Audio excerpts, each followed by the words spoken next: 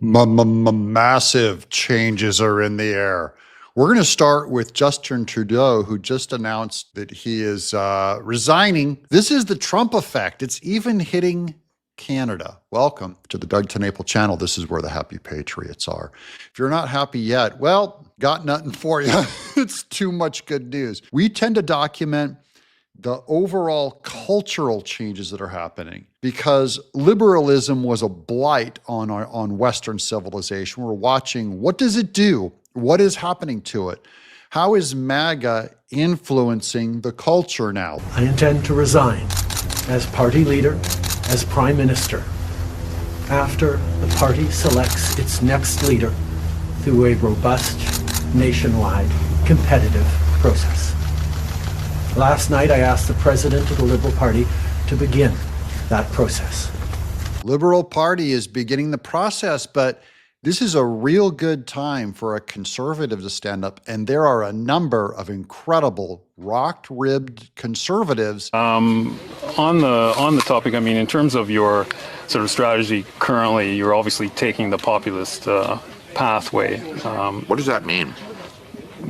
Well, appealing to people's more emotional levels, I would guess. I mean, certainly you tap very strong ideological language quite frequently. Like what? Left wing, this and that, right wing. I mean, it's that type of ideological spectrum. I never really talk about left or right. Anyways, a lot of people don't really believe in that. Okay, a lot of people would say that you're simply taking a page out of the Donald Trump book. Like which people would say that? Well, I'm sure a great many Canadians, but like who? I don't know who, but well, you're the one who asked the question, so yeah. You must know somebody. Okay, I'm sure there's some out there, but anyways, the point of this question is, I mean, why should Canadians trust you with their vote, given not just the sort of ideological inclination in terms of taking the page out of Donald Trump's book, but what are you also talking about? What page? What page? Can you give me a page? Give me the page. You keep saying in terms of turning things quite dramatically in terms of Trudeau and the left wing and all of this. I mean, you make quite a it's quite a play that you make on it. That could rise up and win this election against Singh and these other liberals. It's entirely possible that there's a massive shift going on in the elections over in Canada. So I'm looking forward to that. I mourn for the Canadian people, especially for the conservatives over there who've been completely disserved by that parliament and weirdos like Trudeau. This country deserves a real choice in the next election, and it has become clear to me that if I'm having to fight internal battles, I cannot be the best option in that election. Mes chers amis, comme vous savez, je suis un fighter. And he speaks French, just to prove why he shouldn't be in office. But I want you to notice what he said there. He said, I can't face these internal battles that is within his own party were coming after him. And that's because people are giving him trouble from inside with their fight, with their mandate. I'm not sure. I don't know what your question is. Okay, then forget that. Why should Canadians trust you with their vote? Common sense. Okay. Common sense for a change. We're going to make common sense common in this country. We don't have any common sense in the current government. We're going to do Adam Schiff right now, but in a minute, Joe Scarborough is going to try to deny the vote and the will of the people. And that's what is the strength of MAGA. Is it the people? Forget the ballot. I don't want to even think about the ballot and the machines and all the parliamentary stuff. Those are all just external symbols that is supposed to reflect the will of the governed, what the people actually want. That's what America actually is about. And so he was facing flack from within his own party because they had a different will than his crisis that he's overseeing. Canada is on the brink of a massive financial crisis. They have completely ruined their country and their economy. The guy prints $600 billion, grows our money supply by 32% in 3 years. That's growing the money 8 times faster than the economy. No wonder we have the worst inflation in 4 decades. I'm going to cap spending, cut waste, so that we can balance the budget and bring down inflation and interest rates. You'll want to be able to pay your mortgage again? You want to be able to afford rent? Then you have to vote for Pierre Poilievre, because I'm the only one with a common sense plan that will bring back the buying power of your paycheck. Canada's basically insolvent because of his spending and his wicked, wicked Marxism. Here's Adam Schiff. All of us on the committee, I think, are very proud of the work that we did. We stand behind it. I'm glad to see President Biden acknowledge the role of our Chairman Benny Thompson and Liz Cheney. Adam Kinzinger, I think, also, as a Republican, showed great courage. And the witnesses that came before the committee were so powerful because they were Republicans, because they put the country first. I like seeing Adam Schiff still try to defend the past. Ancient mistake 4 years ago. Liz Cheney, Benny Thompson, Adam Kinzinger. Anytime someone says with a straight face that that was a bipartisan commission, or that Kinzinger and Liz Cheney are proof that Republicans were involved too, do they sound like Republicans to you? Do they sound like, we talked about the will of the people, do they sound like the voice of the people too? Joe Scarborough makes the case that they still represent half of the country, again, stuck in the past. They have no idea. They think like 51% of the America is MAGA and okay with Trump, and 49% still want open borders and a collapsing economy. And they want J6ers thrown in jail without due process. They're wrong. They're beyond wrong. You can feel it. It's the same way that right before the election, we could feel that Trump was won, and you're looking at the polls going, the polls don't seem to reflect the will of the people, where the people are just overwhelmingly excited over Trump. And you see minorities on TikTok and YouTube putting out videos just going, we're done with the left, we're done with Democrats. And it just didn't show up in the polls. And then suddenly everyone goes, oh, Trump, yeah, he won the popular vote and the House and the Senate. And across the board, one of the largest wins in Republican history was by Trump. And lo and behold, the people didn't think he was a racist. In the end, media was lying to everyone so much, and we're actually saturated. The actual amount of information that gets to us is largely a lie. It largely is not true. It's actually very hard for us to disconnect what we see and hear online, because it's what we're being fed is going through a filter. Unfiltered truth, Trump has a mandate. He's going to kick butt. Democrats are so far on the outs. I would say America has a moral problem. We need Jesus. But I would not say that America is 49% Democrat or pro-open border. Democrats represent probably the most hardcore leftist 30% of America. This remains an evenly divided country, and no one, to paraphrase William F. Buckley, no one is held hostage to the results of the last election, other than what the Constitution tells us. What does the Constitution say? That you elect a representative government, people who represent you. And Joe Scarborough's going like, no one's held hostage to an election. Do you see what he's trying to say there? He's trying to say, though you have a mandate, though Republicans won office, though you smeared the living daylights out of Democrats, you don't have an obligation to do what the people wanted. It's just an election. It doesn't mean anything, according to Scarborough. Oh, no.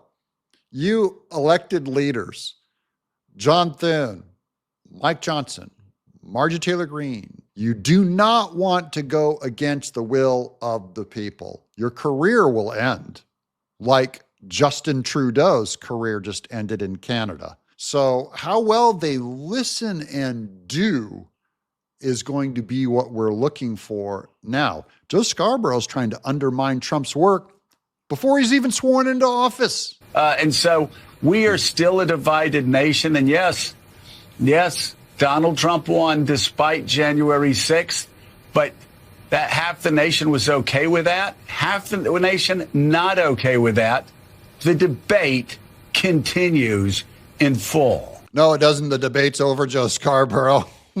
J6 is half of America does not disapprove of January 6th.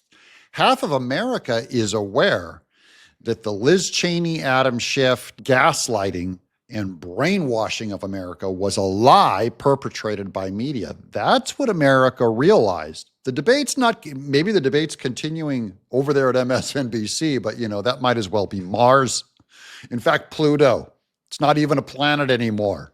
We strip you of planetary status, you're gone. So more changes are coming. Huge cultural changes about the will of the people. Now here's Lauren Boebert on Piers Morgan saying something very interesting about Elon Musk and Vivek Ramaswamy's DOGE, Department of Government Efficiency. They're appointed positions. They're not elected. Okay, they were appointed by Trump, who elected them. It's actually our houses of Congress that are supposed to, it's their job to represent us or represent an entire state. And are they doing the job? Well, Elon Musk and Vivek Ramaswamy are going to point out audits, government waste, redundancy, illegal activity that ought to be removed. They don't have the power to remove it.